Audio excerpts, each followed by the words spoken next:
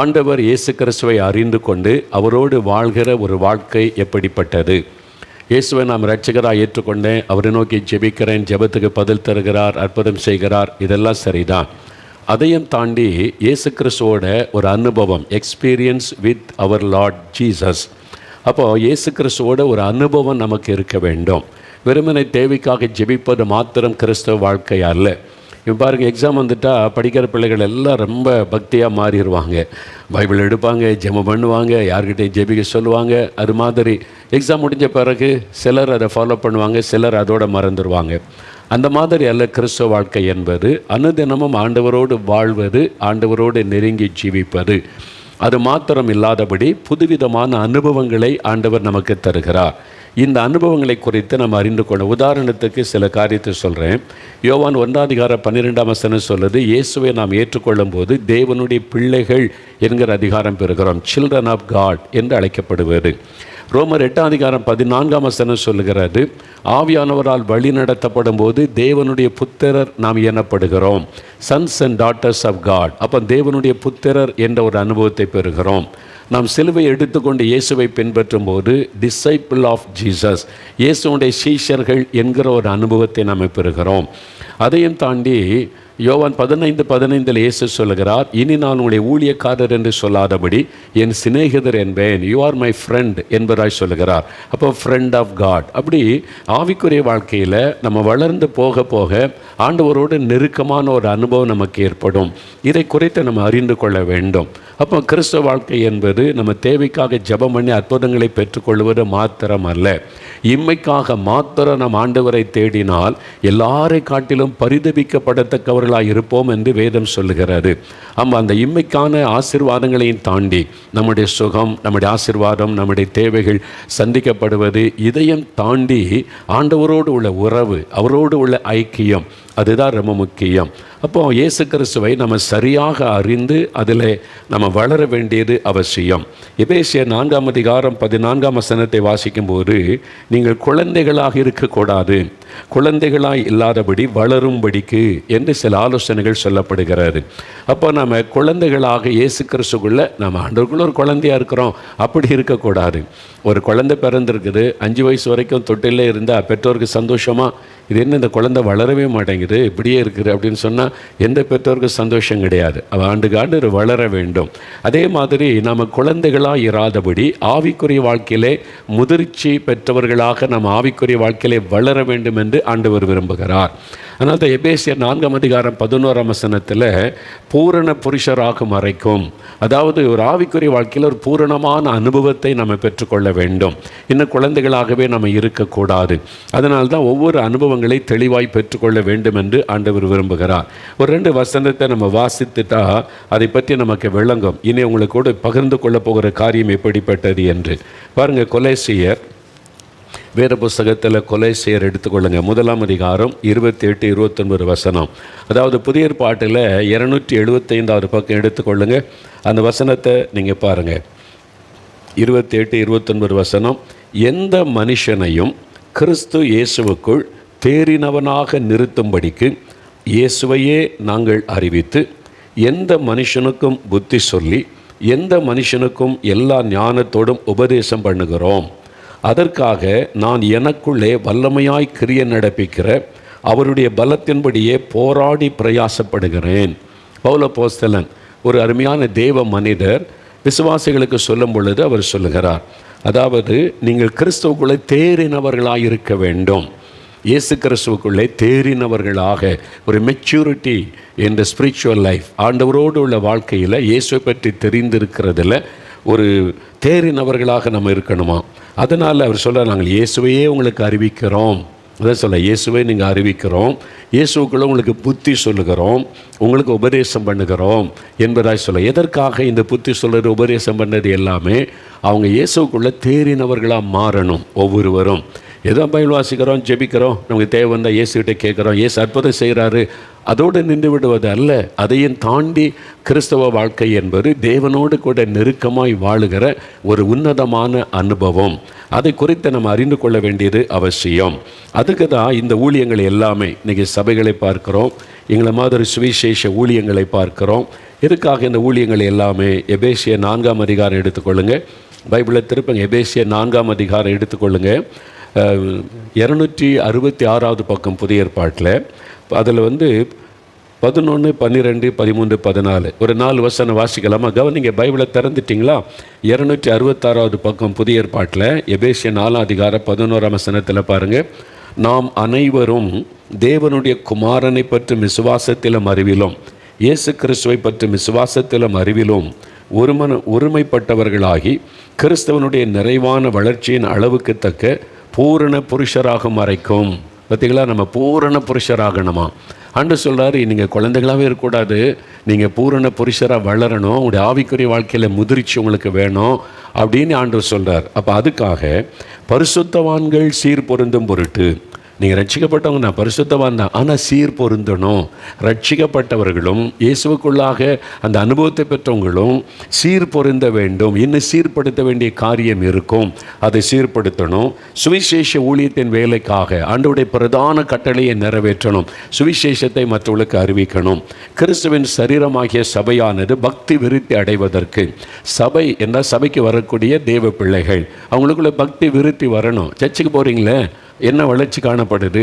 ஏதோ சர்ச்சுக்கு போகிறோம், எழும்புறோம், உட்காரோம், பாட்டு பாடுறோம், காணிக்கு போகிறோம், வந்துடுறோமா? உங்களுடைய பக்தி விருத்தி ஆகி இருக்குதா? இயேசுவின் மேலே அன்பு விருத்தி ஆகி இருக்குதா? அவர் மேலே விசுவாசம் விருத்தி ஆகி இருக்குதா?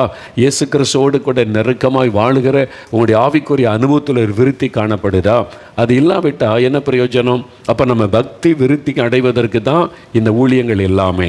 அதுதான் 13ஆம் வசனத்தில், அதுக்கு தான் சிலரை அப்போஸ்தலராகவும், சிலரை தீர்க்கதரிசிகளாகவும், சிலரை சுவிசேஷகர்களாகவும், சிலரை மேய்ப்பராகவும், சிலரை போதகராகவும் ஆண்டவர் ஏற்படுத்தி இருக்கிறார். அப்போ 5 விதமான ஊழியம். அதில் அப்போஸ்தல ஊழியம், தீர்க்கதரிசிகள் ஊழியம், சுவிசேஷ ஊழியம், மெய்ப்பர். இந்த மெய்ப்பர்கள் தான் பாஸ்டர்ஸ், போதகர்கள். சர்ச்சை நடத்துகிறாங்கல்ல, மெய்ப்பர்கள். அப்புறம் போதகர்கள், டீச்சிங் பண்ணுறவங்க, பைபிளை டீச் பண்ணுறவங்க. இந்த மாதிரி 5 விதமான ஊழியமும் இன்றைக்கு உலகத்தில் நடைபெற்று கொண்டிருக்கிறது. எல்லாரும் ஒரே மாதிரி ஊழியம் கிடையாது. இப்போ நான் சில நாட்டுக்கு இப்போ இலங்கைக்கு போனால், இலங்கைக்கு மலேசியாலாம் போனால் பாஸ்டர் அப்படின்னு தான் சொல்லுவாங்க. ஏன்னா ஆக்சுவலாக நான் பாஸ்டர் கிடையாது, நான் மெய்ப்பன் அல்ல.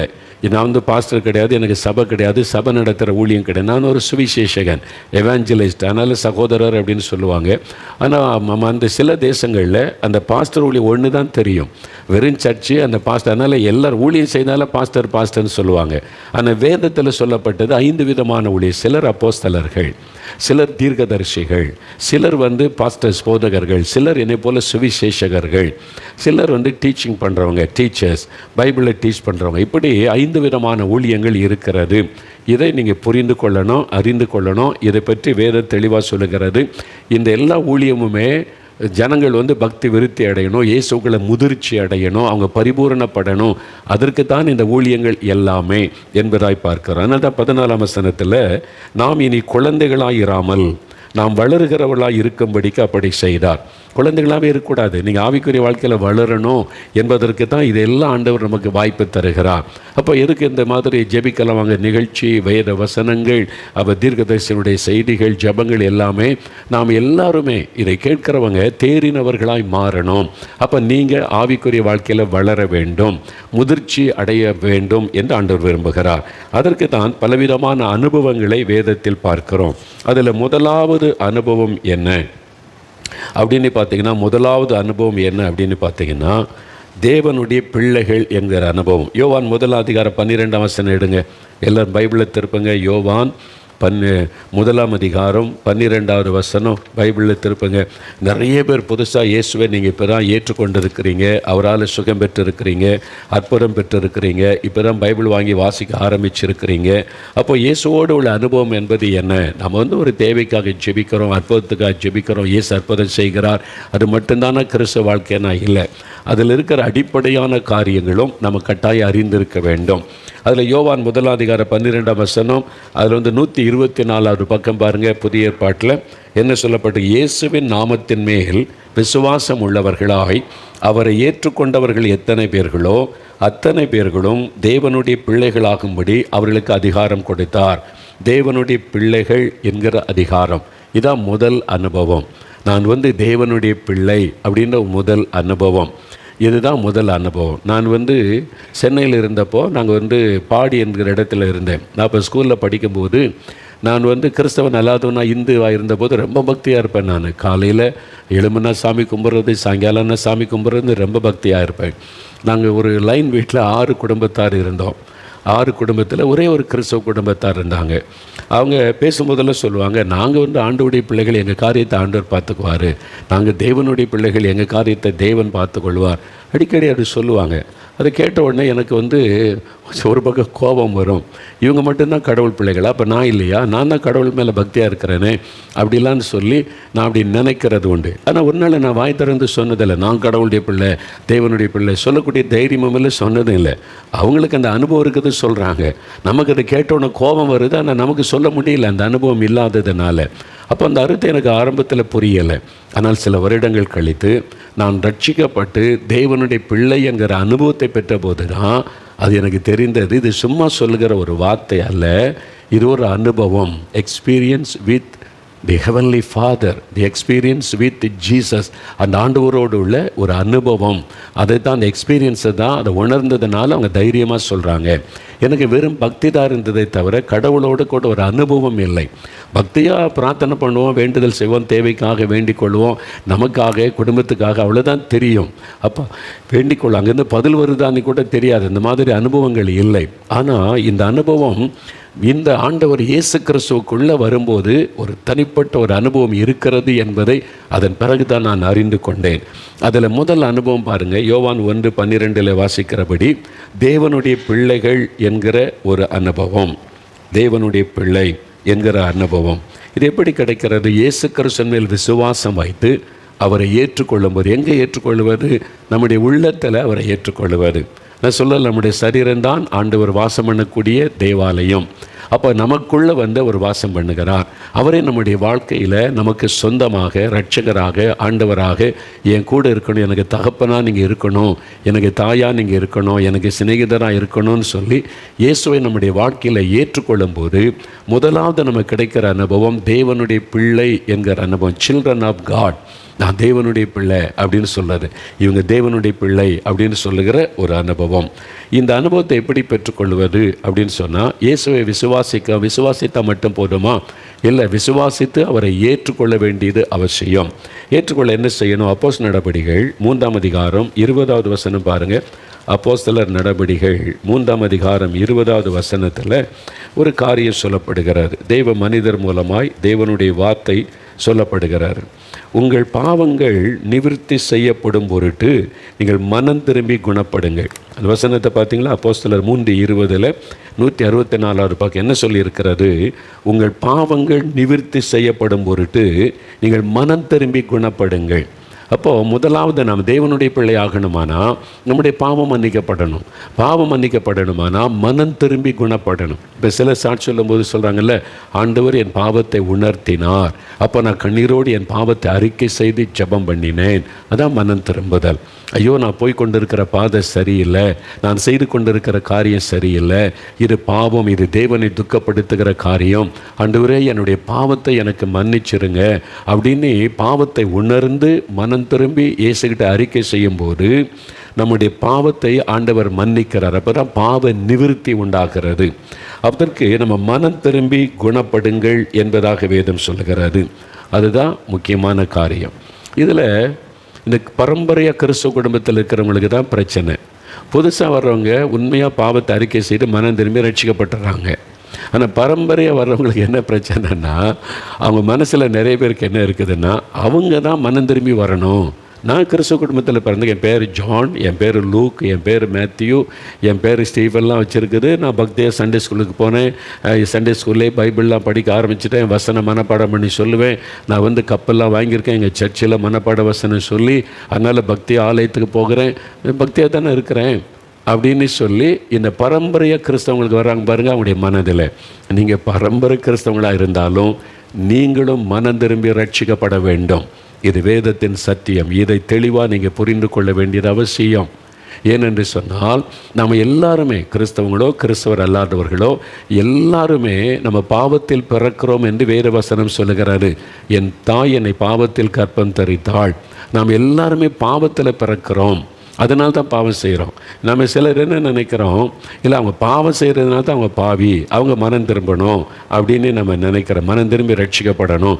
நான் சர்ச்சுக்கு போகிறேன், காணிக்கு போடுறேன், பக்தியாக இருக்கிறேன், நான் பீடி சிகரெட்லாம் பிடிக்கிறது இல்லை, நான் குடிக்கிறதெல்லாம் இல்லை, பக்தியாக தானே இருக்கிறேன் அப்படின்னு நினைக்கிறோம். ஆனால் இந்த பீடி சிகரெட் பிடிக்கிறது, குடிக்கிறது, இந்த மாதிரி உள்ளதான் பாவம்னு நம்ம நினைத்து கொண்டு இருக்கிறோம். ஆனால் இயேசு கிறிஸ்து சொல்கிறாரு, மனிதனுடைய உள்ளத்துக்குள்ளிருந்து, மார்க் 7:21 வாசித்தீங்கன்னா, பாவம்னா என்ன அப்படின்னு பார்த்தீங்கன்னா, பாவம் நீங்கள் சுலபமாக புரிந்து கொள்கிற மாதிரி இயேசு சொல்கிறத நீங்கள் வாசித்தாலே தெரிஞ்சிடும். பரிசுத்த லூக்கா எழுதின சுவிசேஷம் 7:21 முதல் பாருங்கள். இயேசுவே சொல்கிறாரு ஒரு காரியத்தை.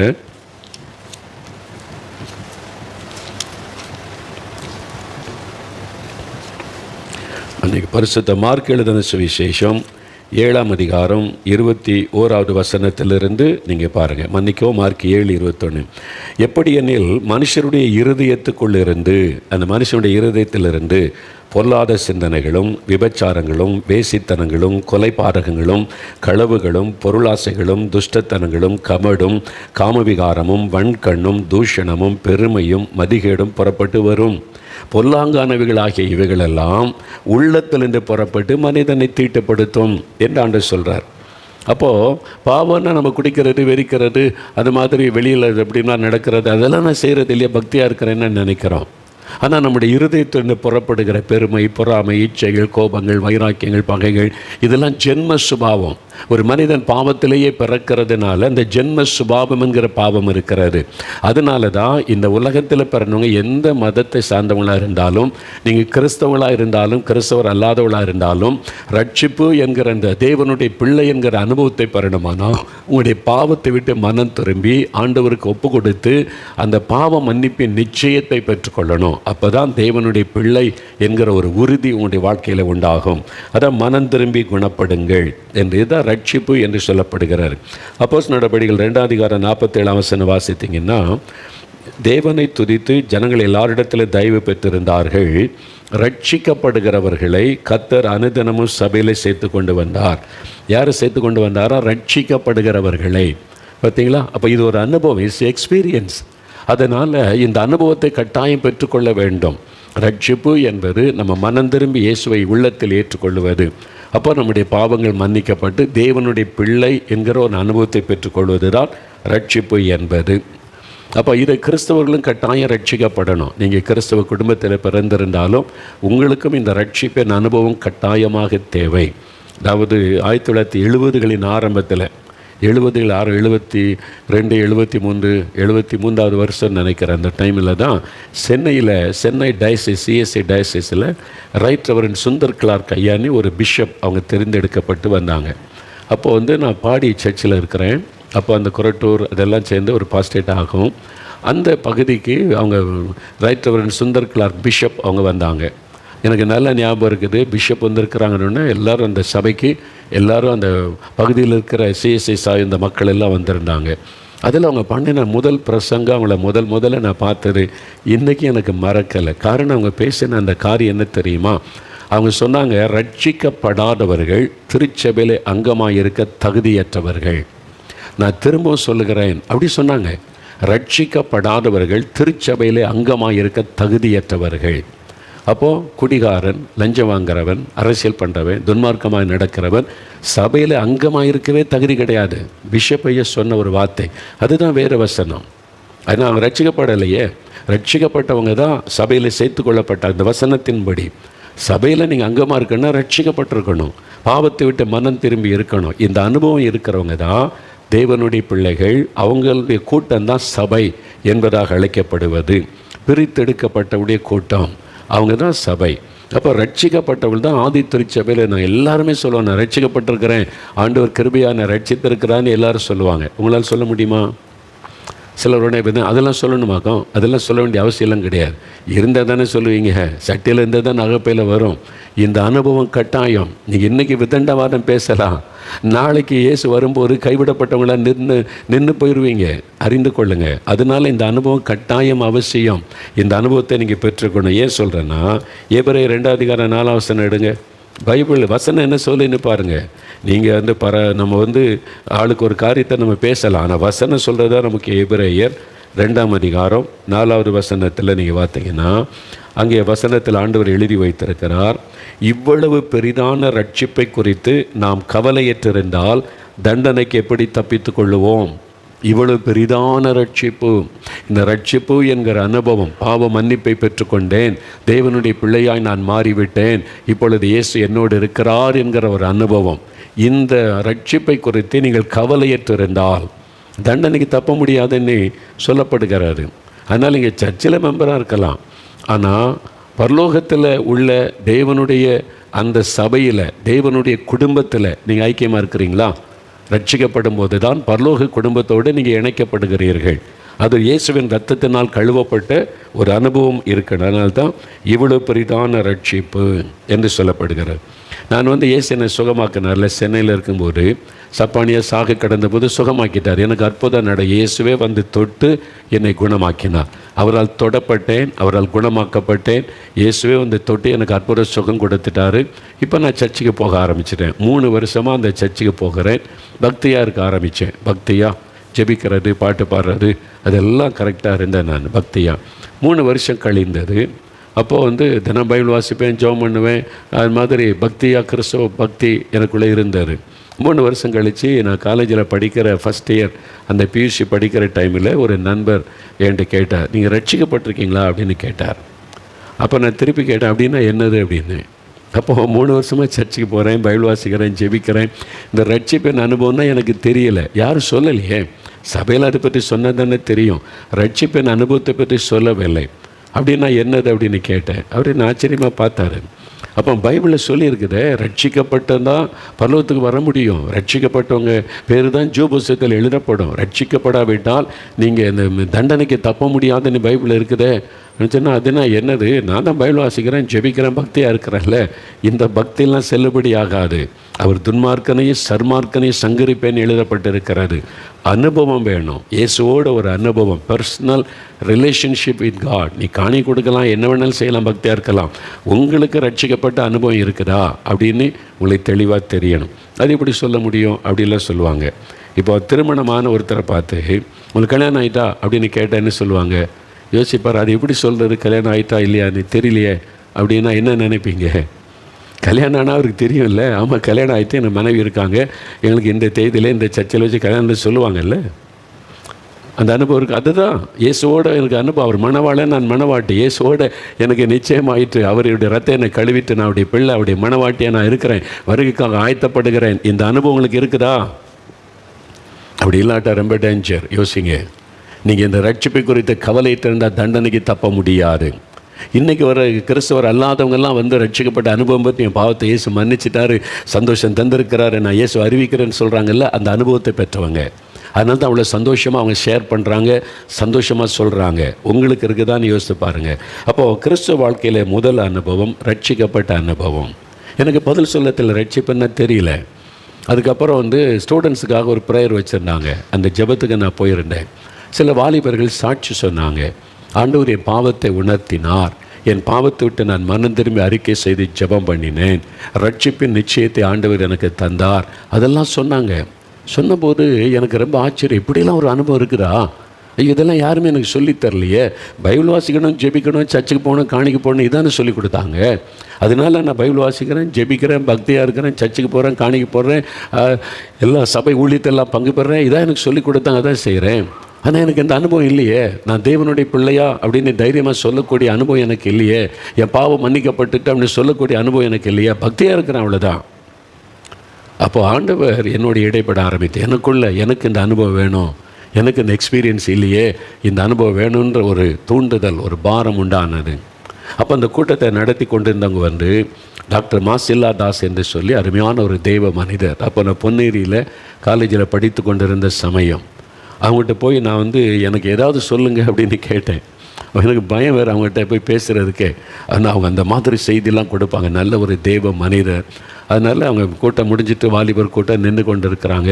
எனக்குள்ள ஒரு ஆசை, எனக்கு இந்த அனுபவம் இல்லையே, வேணுமேன்னு சொல்லி நான் அவங்ககிட்ட போய் மெதுவாக கேட்குறேன், எனக்கு ஏதாவது சொல்லுங்கள் அப்படின்னு கேட்டேன். ஏசாயா 59 அதிகாரம் முதல் 2 வசனம் வாசித்து ஜெபம் பண்ணு அப்படின்னு சொன்னாங்க. அவ்வளோதான், வேறு ஒன்றும் அவங்க எனக்கு சொல்லவே இல்லை. ஏசாயா 59 அதிகாரம் முதல் 2 வசனம் வாசித்து ஜெபம் பண்ணு அப்படின்னாங்க.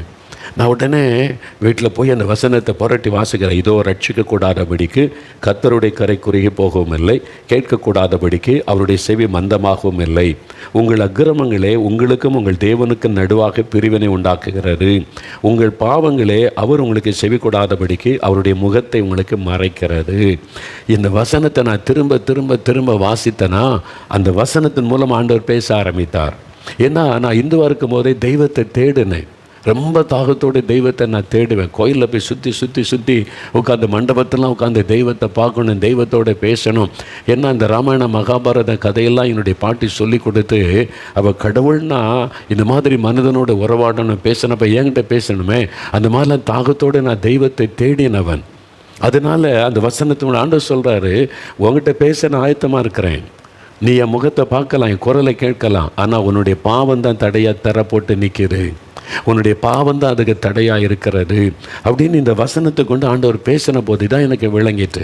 உடனே நான் திருப்பி கேட்டேன், அது நான் என்ன பாவம் செய்கிறேன் ஆண்டவர்? ஒரு பீடி சிகரெட் கூட நான் பிடிச்சதில்லை, நான் என்ன குடிக்க செஞ்சேன் குடித்ததில்லை, விபச்சாரம் பண்ணதில்லை, நான் இந்த பாவத்தில் செய்யலை. அது மாதிரி எனக்குள்ளே பல கேள்வி எழும்புது.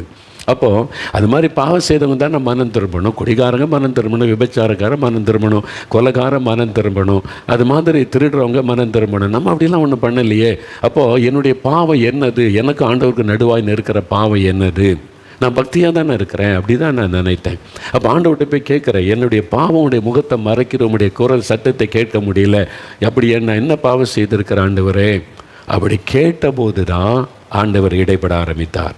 இன்றைக்கி ஒரு சாட்சி வாசித்தோம்ல, அந்த மகள் போய் ஆண்டவர்கிட்ட கேட்டாங்க, ஏன் என் ஜெபத்துக்கு பதில் தர மாட்டேங்கிறீங்க, ஏன் என்னை சுகமாக்க மாட்டேங்கிறீங்க, என்கிட்ட என்ன குறை இருக்குது ஆண்டவர், என்னிடத்தில் என்ன பாவம் இருக்குதுன்னு கேட்டபோது ஆண்டவர் பேசினார். நீ செல்ஃபோனை இப்படிலாம் பயன்படுத்துகிறல்ல, இதுக்கெல்லாம் அடிமையாக இருக்கிறல்ல அப்படின்னு அதை விட்டு அப்போ தான் அவங்க மனம் திரும்புகிறாங்க.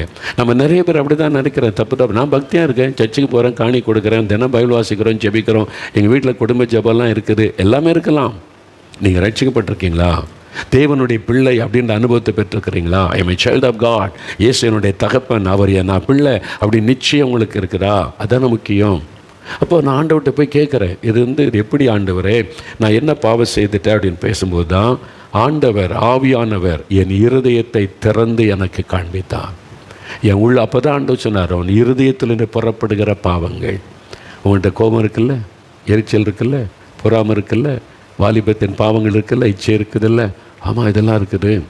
அப்போ இந்த பாவத்தை விட்டு நீ மனம் திரும்பணும். நீ நினைக்கிற பாவனை குடிக்கிறது, வெறிக்கிறது, கொலை செய்கிறது, அதான் பாவம் நீ நினைக்கிற. உன்னுடைய தவறான சிந்தை, தவறான பார்வை, தவறான நோக்கம், அதெல்லாம் கூட தான் பாவம். அப்போ தான் எனக்கு தெரிந்தது. ஆண்டவர் அதை உணர்த்தின போது ஆண்டவரிடத்தில் கண்ணீரோடு அறிக்கையிட்டு, ஆண்டவரே என் பாவத்தை எனக்கு மன்னிச்சிருங்கன்னு ஜெபம் பண்ணேன்.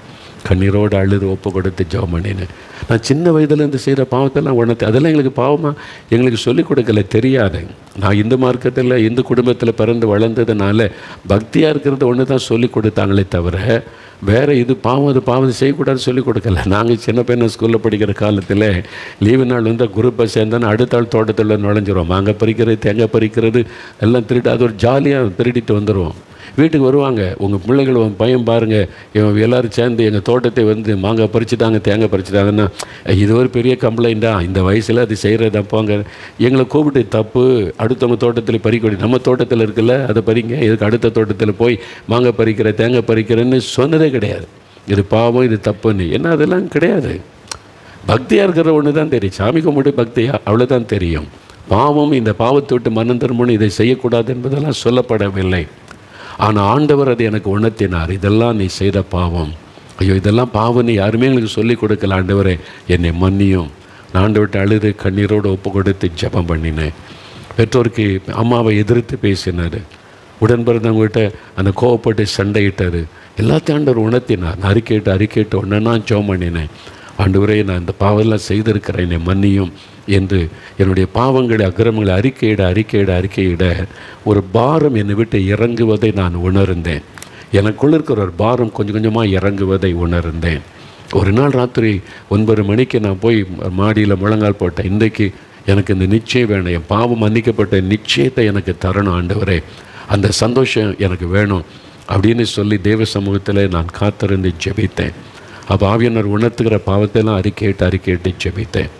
அதிகாலை 4 மணிக்கு ஆண்டவர் என்னோடு பேசுவதை என்னால் தெளிவாய் உனக்கு கேட்க முடிந்தது.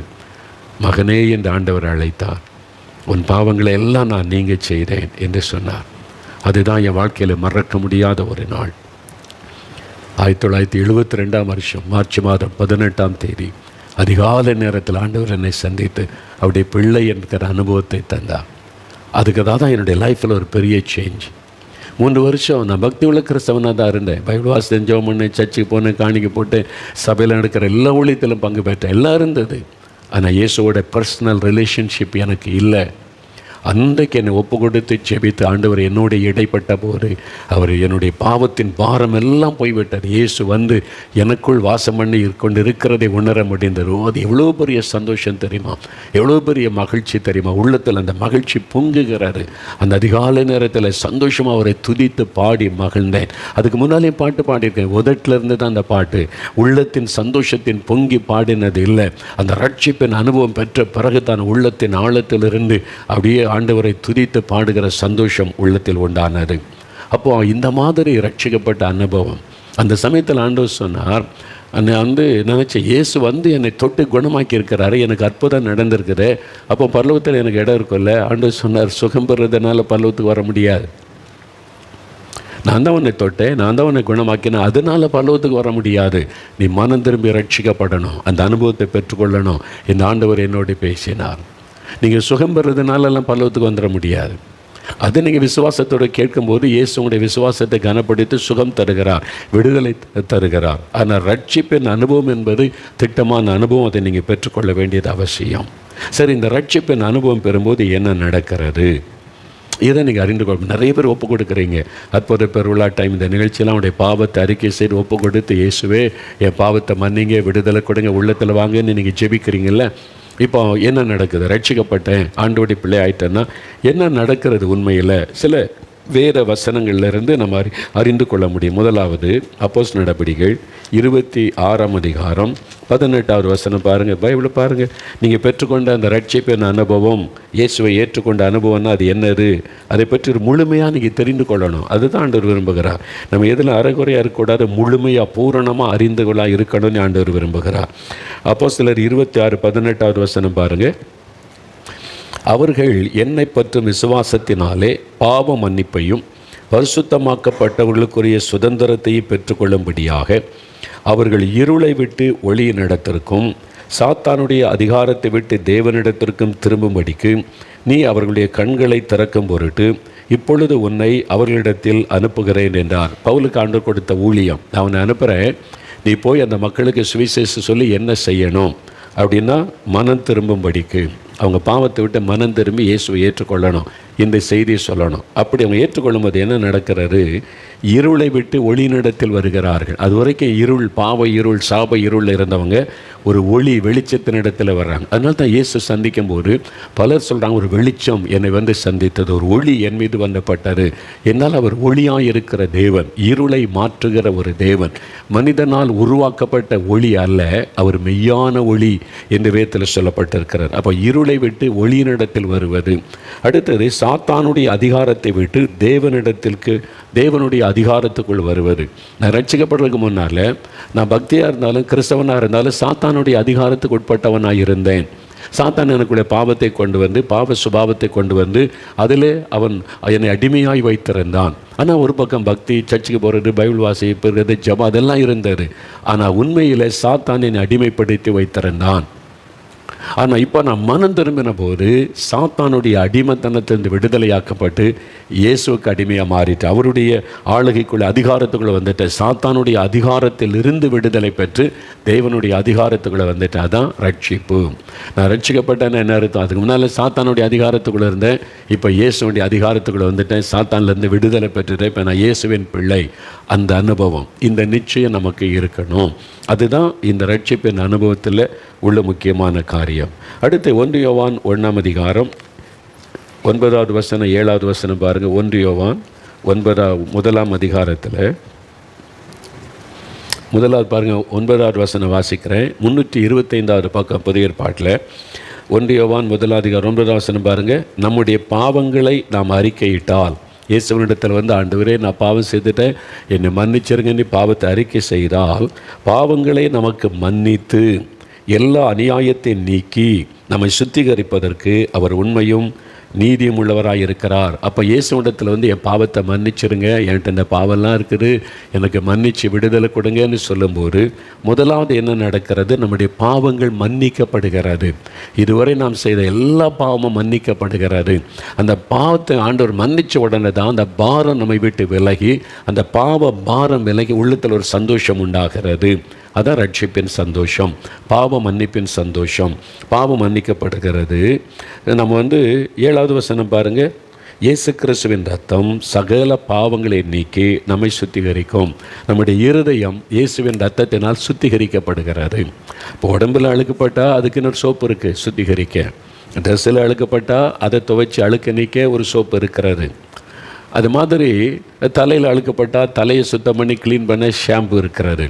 இது மாதிரி ஒவ்வொன்றுக்கும் சுத்தம் பண்ணுறதுக்குன்னே ஒவ்வொரு பொருள் இருக்குது இல்லை? அப்போது நம்முடைய இருதயம் பாவ அழுக்க படிஞ்சிருக்குது. அதில் பெருமை, பொறாமை, இச்சை, கோபம், எரிச்சல், பல பாவ கரைகள் பட்டு பாவம் நிறைஞ்சிருக்குது. இந்த இருதயத்தை எதை வச்சு கழுவுவது? அதுக்கு தான் இயேசு கிறிஸ்துவின் ரத்தம் சகல பாவங்களை நீக்கி சுத்திகரிக்கும். இது எப்படி நடக்கிறது? நம்ம இயேசு கிறிஸ்துவிடத்தில் வந்து, ஆண்டவரே என் பாவத்தை மன்னிக்கணும், உங்களுடைய ரத்தத்தினால் என் இருதயத்தை கழுவணும்னு ஜெபிக்கும்போது நம்ம கண்ணுக்கு தெரியாத ஒரு அற்புதம் நடக்கிறது. இயேசு கிறிஸ்துவின் ரத்தத்தின் வல்லமை நம்ம இருதயத்தை கழுவி சுத்திகரித்து விடும். அப்போ அதனால தான் நம்முடைய இருதயத்தில் மாற்றம் வருகிறது. நம்முடைய இருதயத்தில் ஒரு மாற்றம் உண்டாகிறது. நம்முடைய இருதயத்தில் இருக்கிற பாவங்கள் எல்லாம் விலகின உடனே அந்த பாரம் நீங்கி விடுகிறது. உள்ளத்தில் கண்ணுக்கு தெரியாத ஒரு அற்புதம் நடக்கிற. இயேசுவை ஏற்றுக்கொண்ட போது, இயேசுவே என் உள்ளத்தில் வாங்கிய பாவத்தை மன்னிங்கன்னு சொன்னபோது, அதுவரை நீங்கள் செய்த எல்லா பாவத்தையும் இயேசு மன்னித்து விட்டார். உங்களுடைய இருதயத்தை அவருடைய ரத்தத்தினால் கழுவி விட்டார். இப்போ சுத்த இருதயத்தை உங்களுக்குள்ளே தந்திருக்கிறார். அந்த சுத்தமான இருதயத்தில் தான் இயேசு வந்து வாசம் பண்ண முடியும். அவர் வந்து உங்களுக்குள்ளே வாசம் பண்ணுகிறார். புரியுதா? இதுதான் ரட்சிக்கப்படும் போது நடக்கிற ஒரு விஷயம். அப்போ அதுதான் வேத வசனத்தின் மூலமாக நம்ம தெளிவாக அறிந்து கொள்ளணும். அப்போ இதுவரைக்கும் சாத்தானுடைய அதிகார ஆளுகைக்குள்ளே இருந்தோம், இப்போ இயேசுவின் ஆளுகைக்குள்ளே வந்துட்டோம்.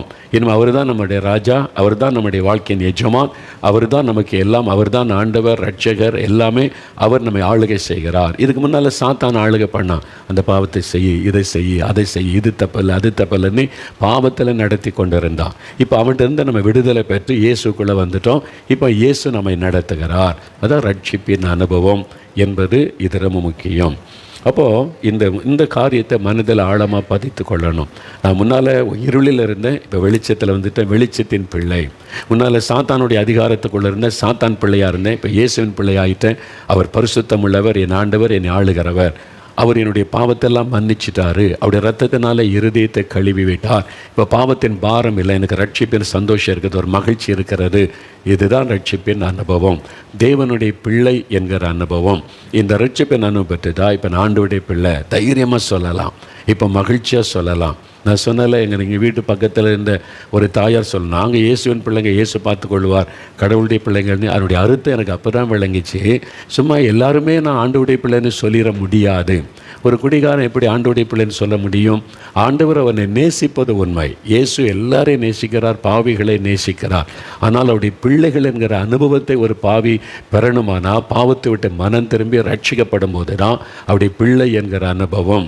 நீங்கள் கிறிஸ்துவ குடும்பத்திலே பிறந்து வந்திருந்தாலும், போதகருடைய பிள்ளையாக இருந்தாலும், பிஷப்புடைய பிள்ளையாக இருந்தாலும், பாஸ்டருடைய பிள்ளையாக இருந்தாலும், மனம் திரும்பி ரட்சிக்கப்பட்ட அனுபவத்தை கட்டாயம் பெற்றிருக்கணும். சின்ன வயசுலேருந்து பைபிள் வாசிக்கிறது, ஜெபிக்கிறது, பக்தியாக இருக்குது, சர்ச்சுக்கு போகிறதெல்லாம் நம்ம செய்கிறோம். அது அல்ல. அது இல்லாதபடி இயேசுவை தனிப்பட்ட முறையில் சந்தித்த ஒரு அனுபவம் கட்டாயம் உங்களுக்கு இருக்கணும்.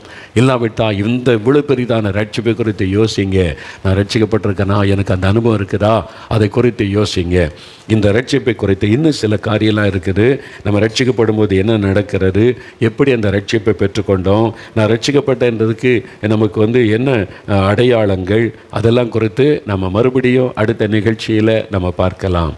சரியா? இப்போ நம்ம ஒரு நிமிடம் கண்களை மூடி செபிக்கலாம். ஆண்டவரே, இந்த அனுபவத்தை பெறாமல் இருந்தால் எனக்கு இந்த அனுபவம் வேணும், தேவனுடைய பிள்ளை என்கிற அனுபவம், ரட்சிப்பின் அனுபவம், இதை குறித்து தெளிவாக என்கிட்ட பேசின கேளுங்க. கரம் வைத்துங்க. தகப்பனே, இன்றைக்கு தெளிவாக அநேகரோடு பேசி கொண்டிருக்கிறீர். இந்த ரட்சிப்பின் அனுபவத்தை பெற்றுக்கொள்ளாத இந்த மகன் இந்த மகளோடு தொடர்ந்து இடைபடும். கட்டாயம் இந்த ரட்சிப்பை பெற்றுக்கொள்கிற அனுபவத்தில் ஆவியானவர் வழி நடத்தி அருளும். தொடர்ந்து அவர்களோடு பேசும். ரட்சிக்கப்பட்டவர்கள் இந்த அனுபவத்தில் உறுதியாய் நிற்க கிருபை கொடுத்து வழி நடத்தும். உமக்கே மகிமை செலுத்துகிறோம். இயேசுவின் நாமத்தில் ஜெபிக்கிறோம் பிதாவே.